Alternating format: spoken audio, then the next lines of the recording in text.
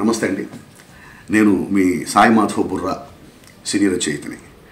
ఈ నెల 27వ తారీఖున జరగనున్నటువంటి పట్టభద్రుల ఎమ్మెల్సీ ఎన్నికల్లో ఉభయ కృష్ణా గుంటూరు జిల్లాల అభ్యర్థిగా పోటీ చేస్తున్నటువంటి ఆలపాటి రాజేంద్ర ప్రసాద్ గారికి మీ అమూల్యమైన ఓటు వేసి అఖండ మెజార్టీతో గెలిపించాలని మనస్ఫూర్తిగా కోరుతున్నానండి. కొంతమంది అడగవచ్చు, ఎందుకు రాజా గారికి ఓటేయాలని?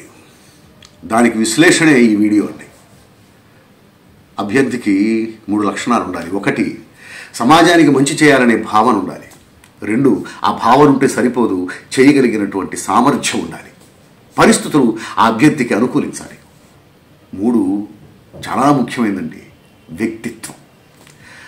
ఆలపాటి రాజేంద్ర ప్రసాద్ గారు ఏ పార్టీతో ఆయన రాజకీయ జీవితాన్ని ప్రారంభించారో ఇప్పటికి కూడా ఆ పార్టీతోనే ఆయన ప్రయాణిస్తున్నాడు తప్ప ఏనాడు ఆయన పార్టీ మారలేదండి.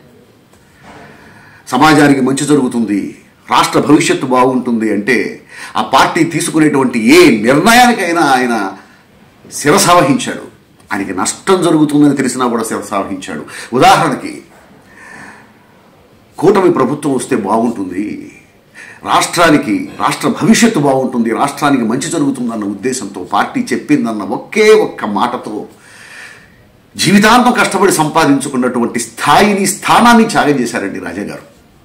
అన్ని త్యాగాల కంటే గొప్పది ఆస్తులు త్యాగం చేయటం కంటే, ఆఖరికి ప్రాణత్యాగం కంటే కూడా గొప్పది జీవితాంతం కష్టపడి సాధించుకున్నటువంటి స్థానాన్ని త్యాగం చేయటం. అలాంటి త్యాగం చేశారు రాజా గారు, రాష్ట్ర భవిష్యత్తు బాగుండాలని.